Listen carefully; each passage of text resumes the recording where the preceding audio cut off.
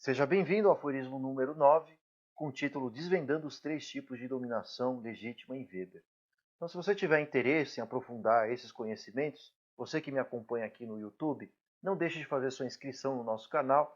E se você quiser conhecer os três tipos de dominação, todos eles, não deixe de fazer também a sua assinatura no nosso clube de estudos Aforismos, aqui no site que está aqui embaixo para você.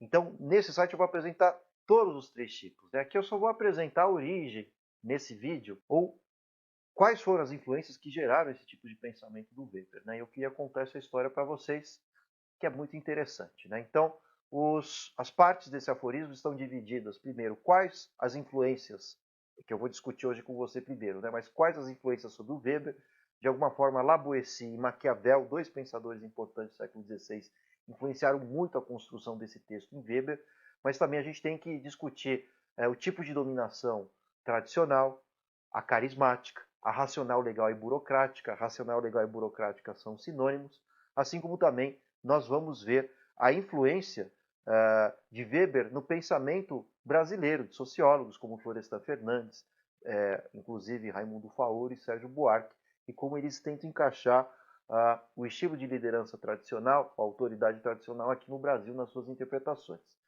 Bom, então quem quiser ver todas essas partes, faça a sua assinatura lá no nosso clube e você vai ter conhecimentos muito profundos, vale a pena, viu?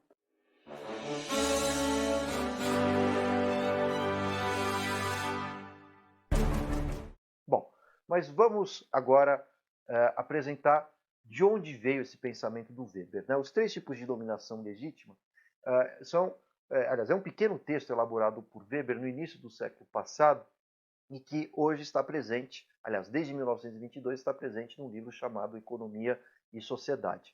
Lembrando que o Weber escreveu vários artigos, pequenos textos, que foram compilados depois da sua morte pela sua esposa Sophie Weber no livro Economia e Sociedade, lembrando que essa obra é póstuma. Bom, mas acontece que há dois grandes pensadores que influenciaram Weber, porque a grande questão que perpassa esse texto é a seguinte, o que é necessário ou quais são os estilos de autoridades que existem em diferentes momentos da história da humanidade, como eles se exercem, que são tradicional, carismático, e algo que é mais moderno e necessariamente moderno, que é o racional burocrático e legal, que tem origem na burocracia, que tem origem na ética do trabalho e que tem origem na ética do trabalho. Quem está acompanhando, na ética protestante, melhor dizendo, então quem está acompanhando aqui os nossos aforismos, deve ter percebido que há uma continuidade do pensamento do Weber a partir do seu método, a partir da análise do livro A Ética Protestante e Espírito do Capitalismo. Então isso é bem importante, a gente não perder de vista como a gente tenta, seguindo o método dos aforismos, trabalhar como se fosse um mosaico, conectando esses aforismos entre si, permitindo reflexões, permitindo uma análise crítica. Então eu convido vocês a fazerem assinatura lá no nosso clube para que vocês tenham acesso a esse mosaico de ideias, de análises críticas, vale a pena. Bom, acontece que a preocupação de Weber, como eu disse para vocês, é entender, no final das contas, como se dão estilos de autoridades. E quando a gente pensa numa autoridade, a gente tem que parar para pensar que existe um duplo vetor. Ou seja, existe um líder e também existem os liderados. Existe o dominador e o dominado. Por conta disso, eu queria refletir com vocês sobre dois pensadores políticos essenciais do século XVI. Um deles é um autor florentino, não existia a Itália no século XVI, não, eram apenas cidades independentes uma das outras, a unificação italiana só aconteceu no século XIX, mas esse pensador que eu queria destacar é Maquiavel. E o outro é Lavoisier, um pensador francês. E eles vão dar duas perspectivas diferentes sobre as relações de poder. Quem leu Maquiavel, a sua famosa obra O Príncipe, não se trata de um livro que seja um manual de como governar, mas o que o Maquiavel faz, na verdade, é capturar uma série de exemplos históricos de quais são as habilidades necessárias para que um indivíduo domine outros tantos. Maquiavel vai usar os conceitos de virtude e fortuna.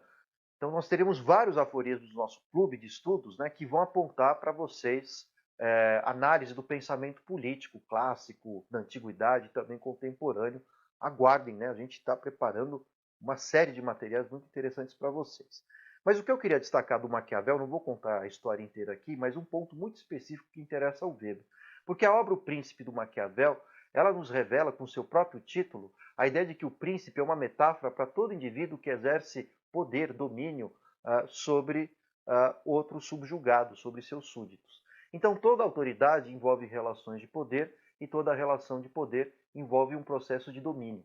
E o domínio ocorre à medida em que há estratégias e formas, né, de controle sobre os próprios subjugados, os dominados, como eu disse.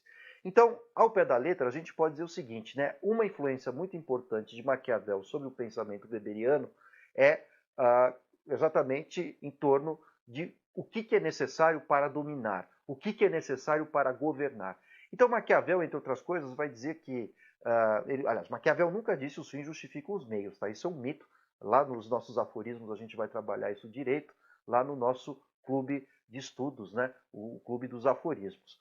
Mas, embora o Maquiavel nunca tenha dito os fins justificam os meios, claro que a obra dele dá a entender isso, né? Isso é evidente. Né? Então, ser maquiavélico não é ser mal, não é ser diabólico, nada disso. Isso é outro mito que se inventou em torno dele e eu vou explicar lá no clube. Mas a questão é outra. Né? A grande lição de Maquiavel é que o príncipe é uma metáfora para todo indivíduo que exerce controle e poder sobre subordinados. E a consequência disso é que ser maquiavélico significa que você deve saber dominar. Então você deve ser hipócrita, você deve ser persuasivo, deve criar a guerra quando necessário, enveredar pela paz também, quando for preciso. É necessário transformar velhos inimigos em novos amigos e velhos amigos em novos inimigos. Maquiavel então mostra as necessidades de simulação, de controle da população dos súditos. Essa é a grande lição que Maquiavel incorpora de Weber. Não que Weber concorde totalmente e ao pé da letra com o que Maquiavel nos diz, mas a grande lição é que existem formas de autoridade. E esse tipo de pensamento, claro, um estudo mais realista, mais concreto, foi inaugurado por Maquiavel no século XVI. Não é à toa que ele é considerado o pai da ciência política. Agora, quanto a La Boétie vai nos trazer, num livro chamado Discurso da Servidão Voluntária, um outro problema. Enquanto Maquiavel, então, se preocupa sobre o que é necessário para controlar a população, o povo, os subordinados, os súditos, o La Boétie parte de uma outra questão, como eu disse, que é a seguinte: por que as pessoas obedecem? Por isso que o título da sua obra se chama Discurso da Servidão Voluntária. Bom, e o que acontece? Nesse livro Discurso da Servidão Voluntária, La Boétie vai dizer três coisas. Por que as pessoas obedecem? São três motivos. Não é uma hierarquia, não é uma ordem. Esses três motivos podem coexistir. Um pode predominar sobre o outro. Pode ser que a gente pegue um ou dois, exclua outro e assim sucessivamente. Mas La Boétie dizia o seguinte: as pessoas obedecem por três fatores, como eu disse. O primeiro deles pode ser o medo. Né? Às vezes você obedece por medo de morrer, medo de perder o emprego. Né? Então você aceita a submissão, diferentemente de outros animais que não aceitam a prisão, a dominação de jeito nenhum.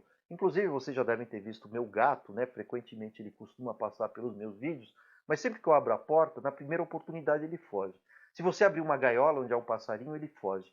Agora, por que, diz o La Boétie, apenas o ser humano aceita a dominação? Né? Por que o ser humano é o único animal que aceita ser controlado? E o primeiro motivo, como eu disse, é o medo.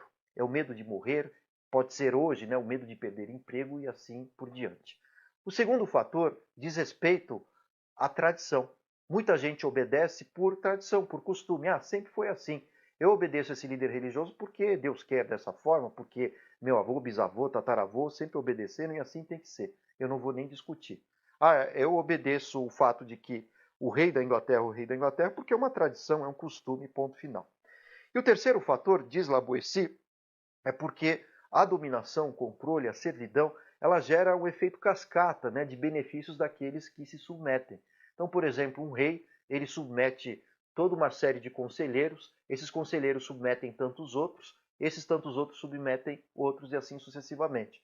Então, por exemplo, eu aceito trabalhar dando aulas porque tem salário. Eu gosto de dar aula, evidentemente, né, mas, digamos, não no horário tão cedo. Né, mas eu preciso fazer isso porque eu tenho um salário, eu preciso pagar a escola do meu filho, enfim, eu preciso, de repente, me alimentar, vou, de repente, num restaurante, o garçom, a garçonete me obedecem, me servem muito bem, porque eles também têm um salário e obedecem o dono do restaurante, que por sua vez, aliás, o gerente do restaurante, que por sua vez é submetido ao dono do restaurante.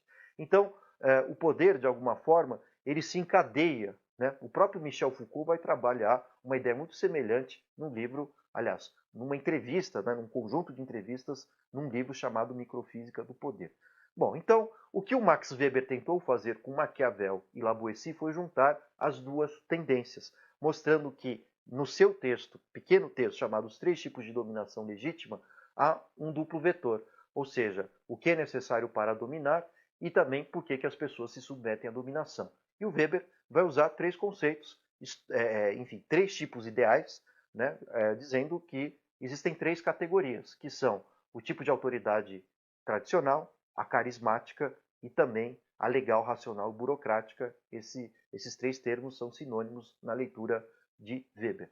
Então, se você quiser saber mais sobre esses três tipos, faça a sua assinatura lá no nosso clube de estudos chamado Aforismos. Vocês estão convidados. Se você gostou desse vídeo, curta, compartilhe, faça a sua inscrição aqui no meu canal. Muito obrigado.